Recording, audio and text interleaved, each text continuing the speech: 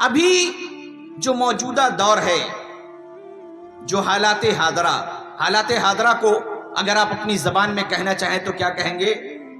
جیٹا سمویٹا چولچے، جو ابھی ماحول ہے وہ جو ہے وہی حالات حاضرہ ہے کہ ایکھون এই সময়ে এই জামানাতে এই বছরে কি চলছে দুনিয়ার মধ্যে, اس کو کہتے ہیں حالات حاضرہ۔ ابھی چل کیا رہا ہے؟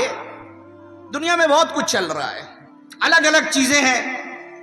آپ روزانہ صبح میں اخبار নিউজ পেপার উঠাएं گے تو دنیا کی بہت ساری নানা রকমের খবর আপনারা পাবেন اخبارের মধ্যে। মোবাইলের মধ্যে যে নিউজের চ্যানেল আর যে নিউজের অনেকগুলো অ্যাপ আছে ওর মধ্যে আপনি কিছু অনেকগুলো পাবেন। मैं ये कह रहा हूं कि बहुत सारी खबरें हैं। আর একটা কথা আমি বলে দিই আপনাদেরকে, मैं एक बात बता दूं। এই আমার বগলে मौलाना मुस्तफ़ा कमाल साहब আছেন, इन्होंने आपके सामने एक बात कही कि मौलाना साहेब उर्दू वक्ता है, माझे माझे मध्य बीचे बांग्ला बोलबेन। तो दर हकीकत ऐसा है कि बांग्ला मेरी ज़बान नहीं है। गरचे मैं आया हूँ यूपी उत्तर प्रदेश से, आबाई इलाका हमारा पटना बिहार का है। वहाँ पर ख़ानदान दर ख़ानदार, नस्ल दर नस्ल, ना कोई बंगला बोलने वाला है, न सुनने वाला है, न कोई समझने वाला है, न कोई बंगाल में रिश्तेदारी है, न कोई बिरादरी है। बस आप यूँ कह लें कि मदरसे में भी आपकी जो शेरशाबादी कौम है, या ये कि जो सीमांचल के कटिहार, किशनगंज, अररिया, पूर्णिया, या फिर आपको झारखंड और गोड्डा और सहारा, ये क्या कहते हैं आपको, ये सारे जो इलाके हैं, उन साहिबगंज वगैरह, उन इलाकों के बहुत सारे बच्चा तलबा मदरसे में पढ़ते हैं। उनके साथ दसियों साल उठना बैठना होता है। मजीद ये कि 8-10 বছর থেকে আপনাদের सामने আমি জলসায় আসছি যাচ্ছি। आप लोगों का की मोहब्बत, আপনাদের प्रेम, आप लोगों की गुफ्तगू, आप लोगों की ज़बान माशाअल्लाह इतनी उम्दा है, इतनी प्यारी है, जिसको लोग कहते हैं कि बांग्ला ज़बान एक मिष्टी भाषा। तो वाकई में ज़बान बड़ी मीठी है। अगर आदमी थोड़ा सा दिमाग लगा ले तो ज़बान को सीखने में कोई परेशानी नहीं होती। बोल लेता हूँ, समझ लेता हूँ थोड़ी बहुत सारे लोगों ने कहा कि मौलाना साहेब बांग्ला और बख्तार मतुन अपना क्या आस्ते हो बे। मैंने कहा कि भाई 1 घंटा बांग्ला बोलवाओगे तो नहीं बोल सकता, बांग्ला आती नहीं है उतनी। हाँ, थोड़ा बहुत बीच में बोल लूंगा, समझ लूंगा, ये अलग बात है, क्योंकि बांग्ला मेरी ज़बान नहीं, न तो बांग्ला मुझे पढ़ने आता है न लिखने आता है, बस बोलना और समझना आता है। तो मैं ये कह रहा था कि खुतबा मसनूना के बाद कुरान करीम की जो आयत करीमा मैंने पढ़ी, उसका ताल्लुक किससे है? हालात हाजरा से है, जो अभी चल रहा है, जेटा चोलचे। और मुझे देख के बड़ी खुशी हो रही है कि आप लोग जितने भी लोग यहाँ पर जम करके बैठे हुए हैं, ऐसा लगता है कि इंशाल्लाह बैठे रहेंगे। क्या उम्मीद की जाए तो माछखाने भागबेन ना तो पालाबेन ना तो इंशाल्लाह। तो এটা মিক্স तकरीर হয়ে গেল, কোনো অসুবিধা নেই, আপনারা শোনেন ভালো লাগে। तो मैं ये कह रहा था कि जो हालात हाजरा है, तो एक बात अक्सर व बेशतर बहुत ज्यादा, जैसे कि हम और आप में से कुछ लोग चाय की दुकान पर बैठे हैं, ट्रेन के अंदर में जा रहे हैं, घर के अंदर बैठे हैं, कोई शादी है, कोई ब्याह है, कोई फंक्शन है, हम लोग बैठे हैं, आपस में हम लोग चर्चा करते हैं, या अल्लाह की होए গেছে, মুসলমানরা অনেক তো পরেশান, আমরা অনেক জলিল, আমাদের দেখনে আলা কেউ নেই, এরকম সরকার যদি আবার চলে আসলো না জানে কি হবে, আমরা কোথায় যাব, আল্লাহর মদদ কেন আসছে না, আল্লাহ কি মদদ কেউ নেই আ রহি, এই ফিলিস্তিনের মধ্যে, এই অমুক জায়গায় অমুক বিশ্বের মধ্যে, আমাদের ভারতবর্ষের মধ্যে আমাদের উপরে অনেক জোর জুলুম হচ্ছে, আল্লাহর মদদ কোথায়, আল্লাহ কি মদদ কাহা হ্যায়, কেন আল্লাহ আমাদের মদদ করছে না, আল্লাহ क्यों नहीं मदद कर रहा। একটা প্রশ্ন, একটা সওয়াল, একটা কোশ্চেন আমাদের দিমাগের মধ্যে আসছে, একটা সওয়াল पैदा हो रहा है कि अल्लाह की मदद क्यों नहीं आ रही।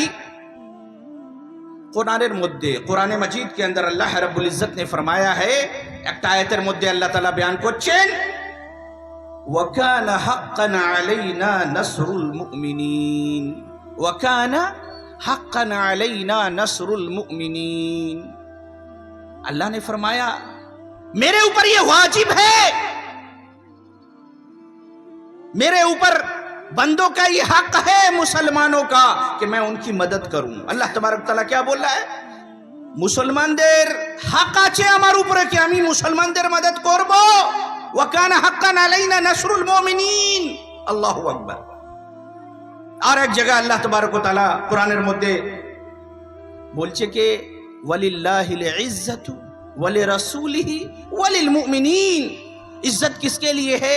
अल्लाह के लिए, उसके रसूल के लिए, और किसके लिए? मोमिनीन के लिए।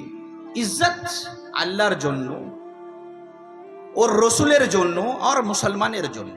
अल्लाह तबारक व तआला कह रहा है कि इज्जत मिलेगी, लेकिन सवाल ये पैदा होता है कि हम लोग जो बैठ के हालात हाजरा में डिस्कशन करते हैं कि आखिर ये इज्जत, मेरे भाई একটা কথা বলবো আপনাদের সঙ্গে, আজকে কিছু বেশি বাংলা হয়ে গেছে কি মুস্তাফা? না না, तो आप लोग सुने कि भाई उर्दू बकता है, चलिए। तो मैं ये कह रहा था कि एक जगह में कुछ लोग बैठे हुए थे, ऐसी बहुत सारी जगहों पे जाना होता है, कुछ डॉक्टर, इंजीनियर, प्रोफेसर, इस तरह के लोग बैठे हुए थे।